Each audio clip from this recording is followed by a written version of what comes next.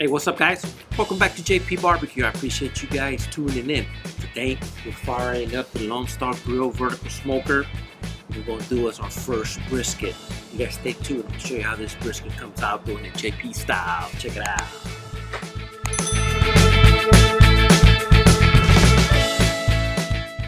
So what we have here is roughly a 16-pound USDA prime brisket from Costco.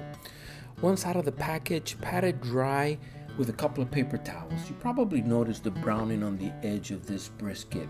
It's going to get trimmed away, but it doesn't mean that it's bad. Browning of the meat can occur when oxygen partial pressure is low, or basically when the meat is stacked on top of one another. Those colors associated with meat temperatures are basically denatured myoglobins, but it's going to get trimmed away because it just does not look visually attractive.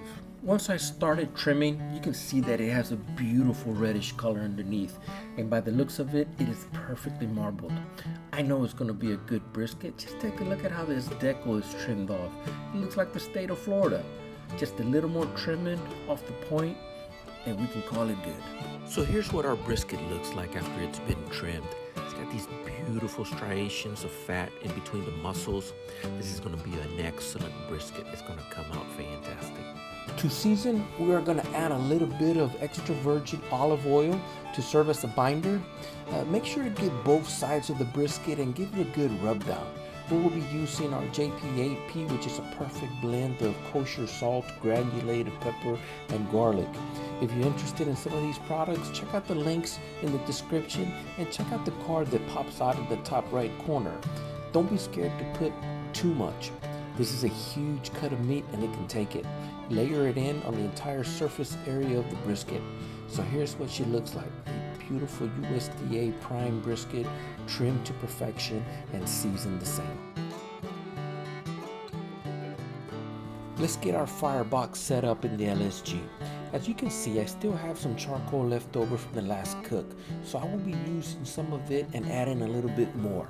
I am going to plan for at least 15 hours of cook time. I'm not sure how long it's going to take, being that this is my first brisket in the insulated smoker, so planning for a longer cook time is how I'm going to set up this basket, just to be on the safe side of caution. Would hate to run out of fuel and the brisket not be done. And by the way, I am adding chunks of oaks to the basket, spread throughout the charcoal. Last time I forgot to add wood to my basket. My viewers were kind enough to remind me of it. Thanks, guys. So here's what the Firebox setup looks like. It's about half full and should easily give me about 15 hours of cook time running at 275 degrees. I took a small portion of charcoal out of the basket and set in my chimney to serve as a starting point for the rest of the coals. Oh, did I mention this is an overnight cook? Open the top vents and the ball valve all the way before pouring the lit coals in the basket. So here's how I regulate the temp. 50 degrees before the target temp, close the top vent and the ball valve to half. Then 25 degrees before the target temp, close the ball valve another half. You should end up with about 1/8 of it open, and it should steadily climb to your target temp. At this point, it's about midnight when I'm putting the brisket in the smoker. I will be using my wireless Thermal Pro pit and meat thermometer and setting the alarm on it to monitor the temp. Time to get some zooms. At 165 degrees, here's what the brisket looks like. Man, I can eat it now and it smells so good. We will be wrapping it in butcher paper, taking the internal temp to 195, removing it from the smoker and placing it in a warmer box. It should climb to about 203 degrees during this rest period. You gotta let it rest for at least 2 hours. And when you do, here's what you get. A beautiful, juicy, tender, well-defined smoke ring, gorgeous bark of a brisket that will make your mouth water. Hope you guys like this video. Give it a thumbs up and don't forget to subscribe.